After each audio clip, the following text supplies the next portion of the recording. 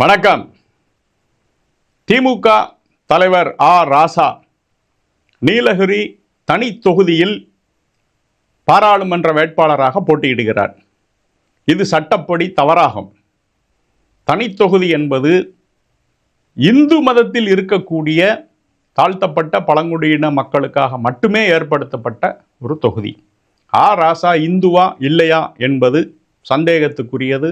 என்னுடைய பார்வையில் அவர் இந்து அல்ல. அவர் இந்து என்றால் அதை அவர்தான் தெளிவுபடுத்த வேண்டும். காரணம், 2 உதாரணங்களை சொன்னால் சரியாக இருக்கும். 2022 செப்டம்பர் மாதம் நாமக்கல்ல திராவிடர் கழகம் கூட்டம் நடைபெறுகிறது. அதில் ராசா பேசுறார். நீ இந்துவாக இருக்கும் வரை நீ சூத்திரன், சூத்திரனாக இருக்கும் வரை நீ வேசி மகன், நீ இந்துவாக இருக்கும் வரை பஞ்சமன், பஞ்சமனாக இருக்கும் வரை நீ வேசி மகன், நீ இந்துவாக இருக்கும் வரை தலித், இந்துவாக இருக்கும் வரை நீ தீண்டத்தகாதவன். உங்களில் எத்தனை பேர் இந்த வேசி மகன் என்ற அடையாளத்தோடு இருக்க போகிறீர்கள்? நீங்கள் இந்து மதத்தை விட்டு வெளியேறினால் மட்டும்தான் இந்த அவமானத்தை உங்களால் துடைத்தெறிய முடியும் அப்படின்னு அவர் பேசினார். அந்த வீடியோ வந்தது, நியூஸ் பேப்பரில் இந்த செய்திகள் எல்லாம் வந்தது. நம்ம எல்லாரும் அப்போ அதுக்கு எதிர்வினை எத்தனையோ பேர் ஆற்றினார்கள். இதில் 2 விஷயம் அவர் தெளிவுபடுத்துகிறார். இந்து மதத்தை அவர் எதிர்க்கிறாருங்கிறது தெரியுது, அவர் மேல் வெறுப்பு இருக்கிறதுங்கிறதும் தெரியுது.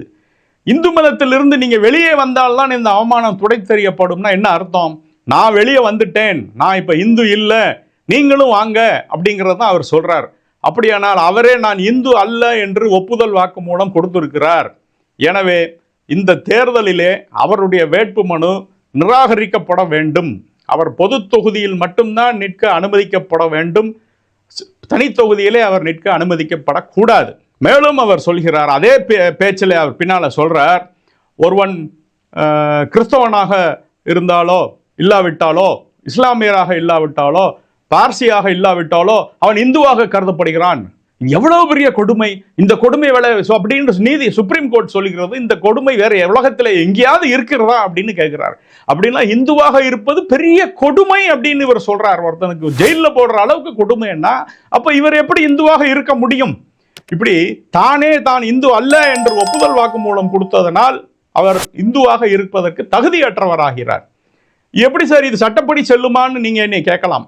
கண்டிப்பாக செல்லும். காரணம் என்ன என்றால், இப்போ ஒருத்தர் கிறிஸ்தவராக இருக்கிறார் அப்படின்னா அவர் எப்படி கிறிஸ்தவர்? ஞானஸ்தானம் என்ற ஒன்றை அவர் பெற்றால் மட்டும்தான் கிறிஸ்தவர். அவர் தினம் சர்ச்சுக்கு போனாலும் சரி, இயேசுநாதரை கும்பிட்டாலும் அவர் கிறிஸ்தவராக மாட்டார். ஒரு கோவிலில் போய், ஒரு தேவாலயத்தில் போய் ஞானஸ்தானம் பெற்றால் மட்டும்தான் அவர் கிறிஸ்தவராக கருதப்படுவார். அதற்கான ரெஜிஸ்டர்லையும் அவர் பேர் பதிவு செய்யப்படும். அதே போல ஒரு இஸ்லாமியர் அவர் தினம் மசூதிக்கு போனாலோ, அவர் நமாஸ் பண்ணாலோ, அவர் முஸ்லீமாக பண்ணால் மட்டும் அவர் முஸ்லீமாக கருதப்பட மாட்டார். ஷஹாதா என்ற ஒரு வாக்கியத்தை அவர் சொல்ல வேண்டும். அதாவது அல்லாவை தவிர வேறு கடவுள் இல்லை, முகமது நபியை தவிர வேறு இறை தூதர் இல்லை என்று அவர் முதல்ல சொல்லணும். அதையும் 2 விட்னஸ் முன்னால, சாட்சிகள் முன்னால் அவர் கூற வேண்டும். அப்படி சொன்னதுக்கு அப்புறம் தான் அவர் மற்ற காரியங்கள்லாம் ஈடுபட முடியும்.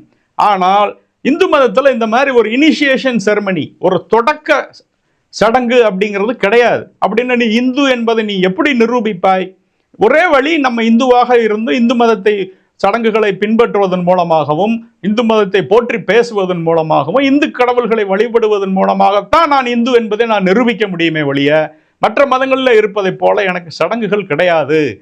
இதை அனைத்தையும் ராசா மீறி இருக்கிறார்.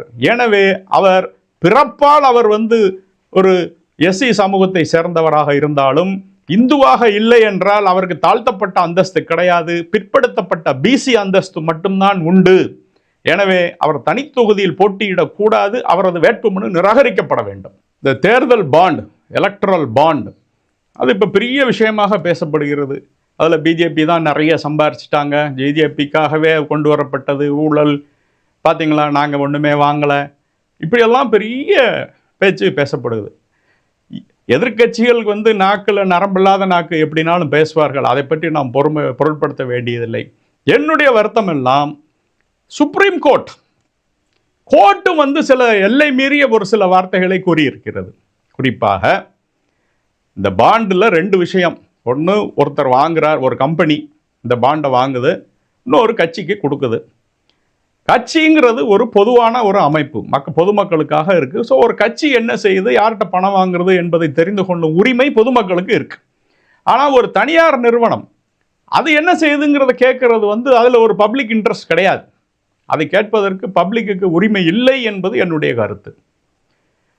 சரி, இந்த அவங்களுடைய பிரைவசியும் முக்கியம். அவங்க ஏன் தன்னுடைய பெயர் வெளிவரக்கூடாது, ரகசியமாக இருக்க வேண்டும் என்பது விரும்புகிறார்கள் என்பதற்கு 2 காரணங்கள் உள்ளன.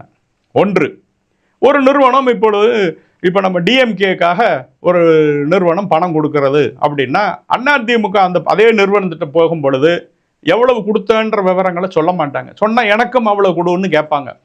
இல்லை ஒருவேளை நாங்கள் யாருக்குமே கொடுக்கலன்னு கூட அவங்க சொல்லலாம்.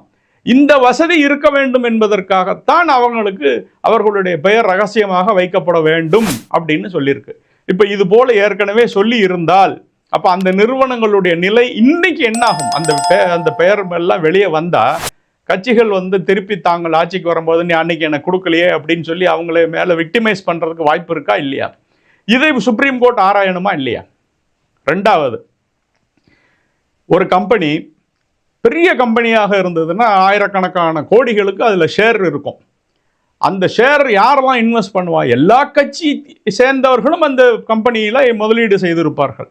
அப்போ அந்த கம்பெனி ஒரு கட்சி சார்பாக நான் முதலீடு பணம் வாங்கினேன், கொடுத்தேன் அப்படின்றது தெரிந்தால் மற்றவர்கள் வருத்தப்படக்கூடும். ஆகையினால அந்த கட்சிகள் அந்த கம்பெனி என்ன பண்ணியிருக்காங்க, ஒரு சில கம்பெனிகள் ஒரு துணை கம்பெனி ஆரம்பித்து அதன் மூலமாக பணத்தை கொடுத்துருக்கலாம். இந்த விவரத்தையும் நீ வெளியிடுன்னு சொன்னால் அப்போ இந்திய பொருளாதாரத்தின் மீது சுப்ரீம் கோர்ட்டுக்கு அக்கறை இல்லையா? எவ்வளோ பெரிய விபரீதத்தில் கொண்டு போய் விடும் அப்படிங்கிறத அவங்க பாருங்க. ரைட் டு இன்ஃபர்மேஷன் சொல்கிறாங்களே, அந்த ரைட் டு இன்ஃபர்மேஷன் அதுக்கு நிகராக ரைட் டு பிரைவசின்னு ஒன்று இருக்குது. அந்த பிரைவசியும் ஏன் இந்த சுப்ரீம் கோர்ட்டை கணக்கில் எடுத்துக்கொள்ள மறுக்கிறார்கள்ங்கிறத பார்க்கணும். அடுத்தது, இந்த கம்பெனிகள்லாம் நாங்களா போய் இப்படி செய்கிறோம்னு அவங்களா விருப்பப்பட்ட செஞ்சாங்க இல்லை. 2014 ஒரு சட்டம் கொண்டு வரப்பட்ட 18 ஒரு சட்டம் கொண்டு வரப்பட்டது. அந்த சட்டத்தின் அடிப்படையிலே அவர்கள் வாங்கினார்கள். இன்னைக்கு அந்த சட்டத்தை மாத்திட்டு அதற்கு முன் தேதியிட்டு நீ அந்த விவரங்களை எல்லாம் கொடு என்று கேட்பது ஒரு கோல் போஸ்டை நம்ம வசதிக்கு ஏற்றபடி மாற்றிக்கொள்வதாகும். ஆகையினால இதுல கோர்ட் தன்னுடைய தீர்ப்பை மறுபரிசீலனை செய்ய வேண்டும் என்பது நம்மளுடைய கோரிக்கை.